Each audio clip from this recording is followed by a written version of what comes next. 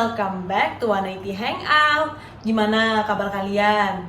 Aku yakin kabar kalian semua luar biasa karena penyertaan Tuhan dan perlindungan Tuhan yang nyata dalam hidup kita semua. Aku berdoa kalian dan keluarga kalian semuanya sehat-sehat ya. Dan walaupun ada yang sedang sakit, aku percaya Tuhan yang akan sembuhkan dan Tuhan yang pulihkan.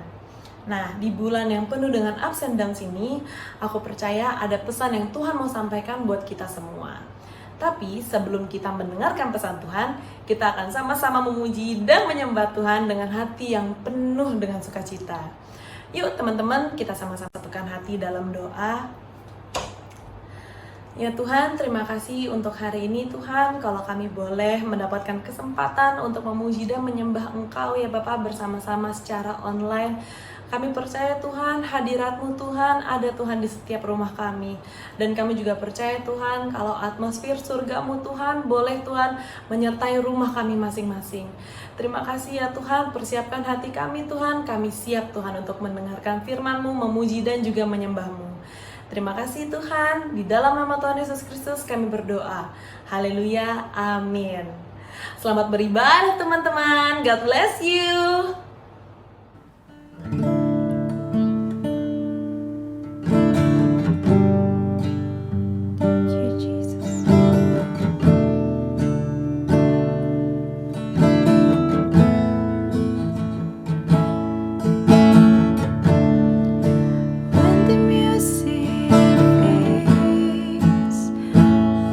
Stripped away, and I simply come.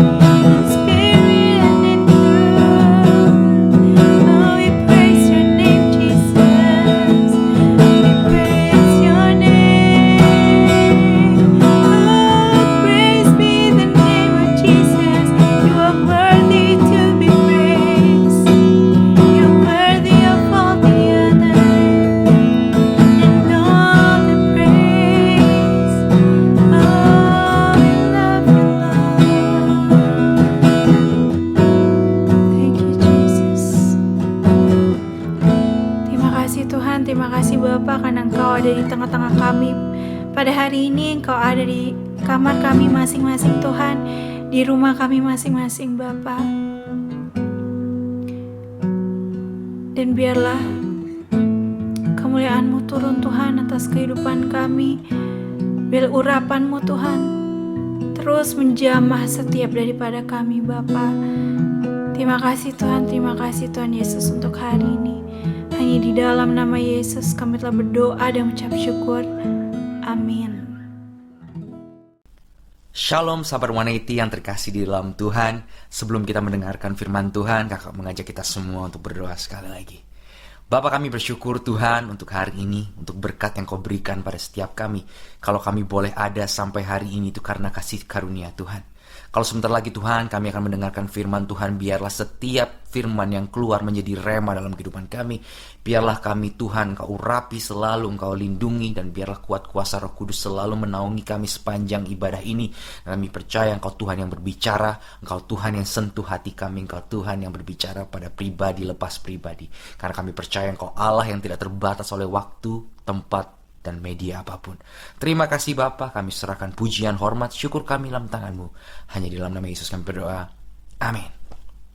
Oke, kita memulai hari ini dengan satu tema, yaitu berakar di dalam Tuhan. Oke, sebelum kita memulai tentang tema hari ini, mari kakak ajak untuk kita baca di Mazmur 1 ayat yang ketiga. Ia seperti pohon yang ditanam di tepi aliran air, yang menghasilkan buahnya pada musimnya, dan yang tidak layu daunnya. Apa saja yang diperbuatnya pasti berhasil. Kita selalu mendengarkan firman ini, dan saya percaya, kakak percaya kalau kita semua sudah tahu firman ini. Beberapa pun memegang firman ini dalam kehidupan kita semua. Kita selalu berkata, wah Tuhan berkatin kita, Tuhan selalu ada buat kita. Kita seperti pohon yang tertanam di tepi aliran air, kita selalu berbuah, dan kita selalu diberkati Tuhan. Oke, kita semua percaya itu, dan kita pegang janji Tuhan. Itu benar 100%. Tapi kakak mau berbicara tentang hal yang lebih penting terlebih dahulu. Yaitu apa? Sebelum kita bertumbuh, sebelum kita berbuah, kita harus berakar terlebih dahulu. Ya, kita harus berakar terlebih dahulu supaya kita bertumbuh dan berbuah. Kita semua mengerti bagaimana proses sebuah pohon bertumbuh. Pertama, pohon itu harus berakar terlebih dahulu ke dalam tanah, ya. Lalu mereka bertumbuh menjadi sebuah pohon yang sangat kuat dan lebat, dan barulah mereka berbuah, ya. Jadi, sebelum kita mau berbuah, sebelum kita mau bertumbuh, kita harus berakar terlebih dahulu, sahabat Maniti. Oke, yang pertama, apa sih akar? Akar, ya, teman-teman ya. Akar itu adalah sebuah fondasi yang kuat dalam sebuah tanaman. Ya, jadi akar itu sebenarnya nggak semerta-merta. Oh ya, aku cuman mempunyai fondasi yang kuat, terus habis itu aku akan menjadi pohon yang kuat. Nggak segampang itu teman-teman. Akar berbicara tentang perubahan. Maksudnya apa dalam perubahan? Kalau sebuah pohon mau berkembang, sebuah pohon mau tumbuh, mereka mulai dari sebuah biji, teman-teman. Ya, kalau misalnya orang mau tanam buah apel, dia pasti pakai biji apel untuk sebagai awalnya bibitnya. Ya, dari bibit, teman-teman. Jadi, waktu kita berakar, kita berubah. Dari sebuah bibit, dari sebuah biji menjadi sebuah pohon. Ada sebuah perubahan yang terjadi, ya. Jadi, apa sih prosesnya? Sebuah biji berbicara tentang bibit. Untuk bibit itu menjadi pohon, mereka harus mati terlebih dahulu. Waktu mereka mati ke dalam tanah tersebut, mereka mulai berubah, ya. Mereka berubah menjadi akar, dan mereka berakar gitu. Dan maksudnya perubahan itu apa? Ada perubahan dari pola hidup yang lama menjadi pola hidup yang baru. Maksudnya apa? Biji, ya, sebuah biji dulu awalnya adalah sebuah sesuatu yang berasal dari buah, di mana orang-orang melihat itu sebagai sesuatu yang wow. Ya teman-teman ya. Wah, buah apel dinikmatin sama orang-orang. Wah, orang lihatnya buahnya. Dia nggak lihat pohonnya. Buahnya dinikmatin. Orang-orang lihat, wah bagus ini buahnya. Wah bagus ini. Dimana itu berbicara tentang apa? Mereka berbicara tentang self. It's about me. Itu tentang aku. Dan waktu biji itu jatuh ke tanah dan dia berubah menjadi akar, polanya berubah, hidupnya berubah. Bukan lagi dirinya dia, tetapi sekarang dia harus menjadi akar untuk pertumbuhan pohonnya. Ya, jadi ada perubahan nih dari pola hidup yang lama menjadi pola hidup yang baru. Sama, ya, dalam kehidupan kita sehari-hari. Kalau kita mau berakar, kalau kita mau bertumbuh, kalau kita mau berbuah, harus ada perbedaan atau perubahan dalam kehidupan kita. Dulu, yang misalkan kita malas-malesan ke gereja, kita menjadi sekarang rajin. Kita yang malas-malasan baca Alkitab, kita jadi rajin. Kita malas-malasan saat teduh, kita sekarang rajin. Haus akan Tuhan, mencari Tuhan. Ya, harus ada perubahan. Kalau dalam kehidupan kita tidak ada perubahan, teman-teman, berarti mungkin kita belum berakar di dalam Tuhan. Contohnya seperti ini, teman-teman. Saya ada seorang anak, ya, anak laki-laki namanya Tobias. Dia sudah berubah dari seorang anak yang sangat kecil, bayi, sekarang menjadi toddlers, jadi umur 5 tahun, balita. Ya, ada perubahan yang terjadi. Dia yang dimana dulu sedikit-sedikit oe nangis, kita akhirnya ladenin dia. Oh kamu mau makan, oh kamu mau haus, oh kamu mau apa. Menjadi seorang pribadi yang berubah, yang lebih dewasa. Dalam artiannya dewasanya tetap masih anak-anak, tetapi dia lebih dewasa. Dia bisa menyampaikan apa yang dia mau. Dia bisa berkomunikasi dengan orang tuanya. Dia bisa melakukan hal-hal yang lebih daripada bayi bisa lakukan. Jadi ada perubahan. Sama dalam kehidupan kekristenan kita. Kalau kita masih bayi rohani dalam artian segala sesuatu yang kita lakukan itu tentang diri kita. Kita mau diberkati, kita mau mendapatkan pujian, kita mau ini, kita mau itu. Coba kita refleksi diri kita. Apakah kita sudah berakar dan bertumbuh di dalam Tuhan? Ya. Jadi kalau kita belum pola pikiran kita belum berubah, mungkin kita harus merefleksi diri kita. Waktunya kita berubah. Dan yang kedua, akar berbicara akan pertumbuhan. Ya. Akar bertumbuh terus ke dalam, dan semakin dalam akar bertumbuh, semakin sehat pertumbuhan itu. Betul ya? Kalau kita lihat pohon-pohon yang sangat besar, kalau kita lihat di jalan-jalan, banyak akar-akarnya sampai keluar-keluar, teman-teman. Sampai ke jalan-jalan. Semakin besar pohonnya, semakin besar akarnya dan semakin dalam akarnya. Dalam kehidupan kita juga gitu. Kalau kita ada pertumbuhan, ya, kita mulai mencari Tuhan. Kita nggak usah diomongin oleh kakak-kakak yang lain. Kita mencari Tuhan dengan segenap hati. Kita rindu untuk memuji Tuhan. Kita rindu datang ke Zoom yang ada. Kita rindu untuk mendengarkan firman Tuhan. Kita rindu untuk menyembah Tuhan. Ada pertumbuhan, ya. Jadi yang dari awalnya perubahan menjadi pertumbuhan, ya. Dan apa sih yang akar ini perlukan? Untuk akar ini dapat bertumbuh, dia memerlukan air, teman-teman.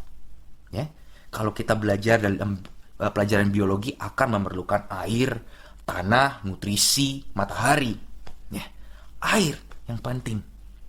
Kalau kita lihat, ya teman-teman, di Yohanes 4 ayat 14, tetapi barang siapa minum air yang akan kuberikan kepadanya, ia tidak akan haus untuk selama-lamanya. Sebaliknya, air yang akan kuberikan kepadanya akan menjadi mata air di dalam dirinya yang terus-menerus memancar sampai kepada hidup yang kekal. Air ini, kalau di dalam kehidupan kekristenan, berbicara tentang keintiman kita dengan Tuhan, relationship kita dengan Tuhan. Waktu Tuhan hadir dalam kehidupan kita, waktu air kehidupan itu ada dalam akar akar kehidupan kita, kita akan bertumbuh, teman-teman, sebagai akar. Dan kita bertumbuh. Betul ya? Jadi, kunci ke pertumbuhan dalam akar kita di dalam Tuhan adalah relationship kita dengan Tuhan, encounter kita dengan Tuhan. Bagaimana kita mencari Tuhan, bagaimana kita menyembah Tuhan, bagaimana kita haus akan Tuhan. Dan selain air, ya, akar perlu nutrisi-nutrisi yang benar. Dalam artian apa? Kalau misalkan, ya teman-teman, akar ini tidak di tanah yang benar.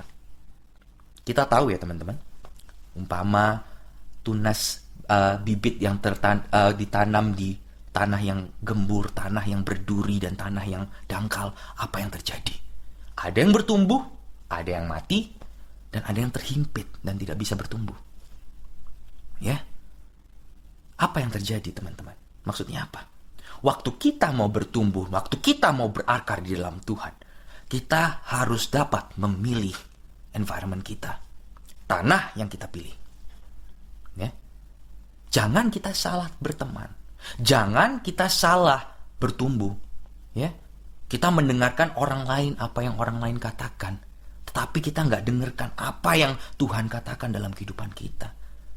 Itulah pentingnya kalau kita ada di sebuah gereja lokal. Kalau kita ada pentingnya bagaimana kita ada di sebuah komunitas, di sebuah homogeneous group seperti 180 ini. Supaya apa? Saling menguatkan. Tanah itu akan gembur. Dalam artian apa? Tanah itu akan berbatu. Ya, kadang ada yang ada batunya. Tetapi akar itu bisa bertumbuh melewati batu itu. Bahkan bisa menembus batu itu. Dan itu pentingnya teman-teman kalau kita dalam satu komunitas. Ya. Dan seperti yang di Kolose 2:6-7 katakan, kamu telah menerima Kristus Yesus Tuhan kita. Karena itu hendaklah hidupmu tetap di dalam Dia. Hendaklah kamu berakar di dalam Dia dan dibangun di atas Dia. Hendaklah kamu bertambah teguh dalam iman yang telah diajarkan kepadamu, dan hendaklah hatimu melimpah dengan syukur. Dan selain tanah, ada faktor yang namanya nutrisi, teman-teman. Ya, mineral-mineral yang ada di dalam tanah tersebut yang menguatkan akar itu supaya tumbuh dengan sehat, tumbuh dengan kuat. Dan itu adalah firman Tuhan. Kehidupan kita tanpa firman, kita tidak akan mendapatkan nutrisi yang tepat. Kalau kita selalu mendengarkan apa yang orang lain katakan dan kita nggak pernah membaca Alkitab tersebut, kita nggak mengerti karakter Tuhan, kita nggak mengerti siapa Tuhan kita, ya, akhirnya akar itu nggak bertumbuh dengan lebat. Ini yang membedakan, teman-teman. Kalau kita mau akar kita lebih besar lagi, lebih dalam lagi, lebih kuat lagi, perlu yang nutrisi ini, vitamin. Jadi 3 hal tadi ya untuk ini ya. Yang pertama air, relationship dengan Tuhan, encounter dengan Tuhan. Yang kedua tanah, di mana environment kita, di mana saudara-saudara kita, di mana teman-teman kita, siapa mereka, itu mempengaruhi pertumbuhan. Dan yang ketiga itu firman, nutrisi itu. Jadi waktu kita diisi dengan firman, apa yang terjadi? Kehidupan kita penuh dengan firman. Karakter kita berubah. Karakter kita sama dengan Tuhan. Apa yang kita lakukan sesuai dengan firman-Nya. Ya. Karena itu teman-teman, semakin kita membaca firman, semakin kita mengenal Tuhan. Dan yang ketiga, akar berbicara tentang perbedaan. Ya. Di Roma 11 ayat yang 16 dikatakan, jikalau roti sulung adalah kudus, maka seluruh adonannya juga kudus. Dan jikalau akar adalah kudus, maka cabang-cabang juga kudus. Akar yang kuat akan terlihat berbeda dengan akar yang lemah. Kok bisa? Ya bisa. Apakah kita bisa lihat akar yang kuat sama akar yang lemah? Secara mata langsung kelihatan akar yang kuat dan itu enggak. Tetapi hasilnya dapat kelihatan, teman-teman. Ya. Jadi, akar yang kuat ya terlihat dalam ketahanan dalam gangguan. Ya. Angin yang kencang, problem yang ada dalam kehidupan kita itu menjadi tantangan. Akar yang kuat, dia tidak akan goyah. Yeremia 17 ayat 7-8 dikatakan, diberkatilah orang yang mengandalkan Tuhan, yang menaruh harapannya pada Tuhan. Ia akan seperti pohon yang ditanam di tepi aliran air, yang merambatkan akar-akarnya ke tepi batang air, dan yang tidak mengalami datangnya panas terik, yang daunnya tetap hijau, yang tidak khawatir dalam tahun kering, dan yang tidak berhenti menghasilkan buah. Wow, itu teman-teman, waktu kita berakar kuat di dalam Tuhan, ya, kita ada perbedaan. Kita mempunyai akar yang kuat. Wah, akar kita berbeda dengan akar yang lemah. Akar yang lama apa yang terjadi? Kena angin sedikit, kena problem sedikit, kena kata-kata orang sedikit, goyang. Ya, aduh. Orang bilang, kamu kok kurang bagus ya, kok kurang hebat. Aduh, goyang. Sedangkan kalau akarnya kuat, kamu kurang hebat ya. Ya, kamu nggak hebat ya. Langsung akarnya kick in, akarnya langsung bilang, firman Tuhan mengatakan, ya, I can do all things to Christ who strengthen me. Aku dapat melakukan segala hal kalau Yesus yang di dalam aku ada. Ya, beda teman-teman. Jadi, kalau kita tidak berakar dengan kuat, apa yang terjadi teman-teman? Yaitu gampang terombang-ambingkan dengan adanya keadaan yang ada, gampang terombang-ambingkan dengan posisi-posisi, situasi-situasi yang ada. Ya, dan yang kedua hal yang dapat dilihat itu adalah buah, teman-teman. Seperti yang di Galatia 5, buah-buah roh kita tahu semua ya, teman-teman ya, Galatia 5 ya. Mengapa akar yang kuat sangat penting? Yaitu, kalau kita tidak mempunyai akar yang kuat, otomatis, akar yang sehat, otomatis kita nggak akan berbuah. Kehidupan kita sama seperti dulu, tidak ada perbedaan. Tidak ada pertumbuhan, ya, tidak ada perubahan, sama. Kita harus lihat, kita harus refleksi diri kita sendiri. Di mana sekarang kita? Ada beda nggak sih dengan dulu? Apakah kita malah makin mundur, bukan makin maju? Bukan makin bertumbuh dan berbuah, malah kita kepinginnya adalah self-centered. Yang kita mau adalah aku. Ya. Coba kita refleksi. Mengapa akar yang kuat sangat penting? Karena waktu kita memiliki akar yang kuat dan benar, akan membuat kita lebih mengerti, ya, dengan apa purpose kehidupan kita. Semakin kita berakar, kita ngerti. Oh, ternyata kehidupan kita itu punya purpose. Oh, purpose kita itu adalah melakukan amanat agung Tuhan, menjadikan seluruh bangsa milik Tuhan, menjadikan seluruh orang adalah murid Tuhan. Oh, itu tuh. Jadi kita akan melihat ayat ini menjadi berbeda, teman-teman.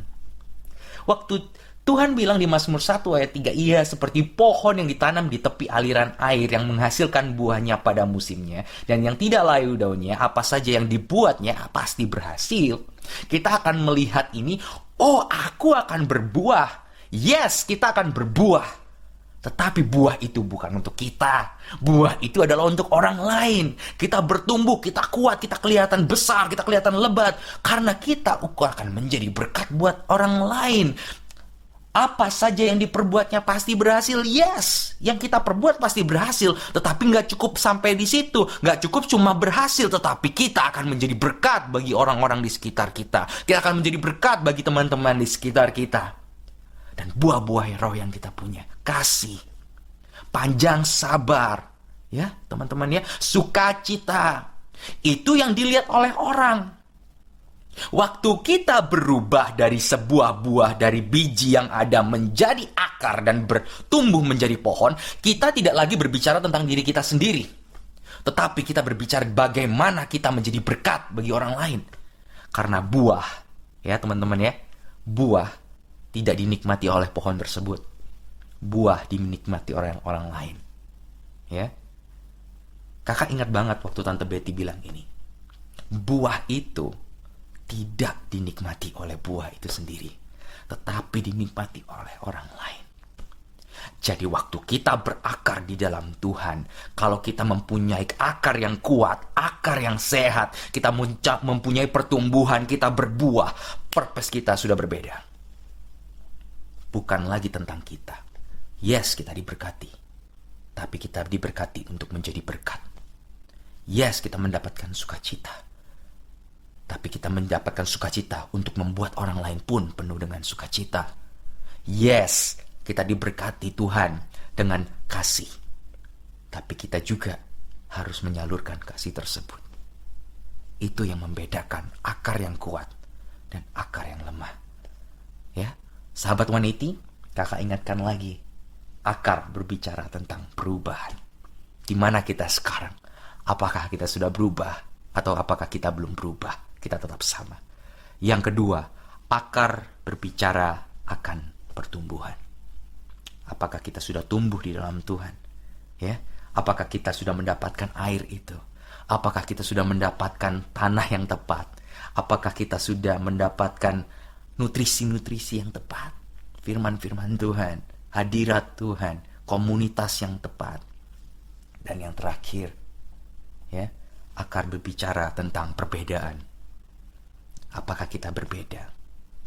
Apakah kita sama dengan orang-orang yang lain di sekitar kita? Atau apakah kita di masa-masa yang sukar, di masa-masa yang kelihatannya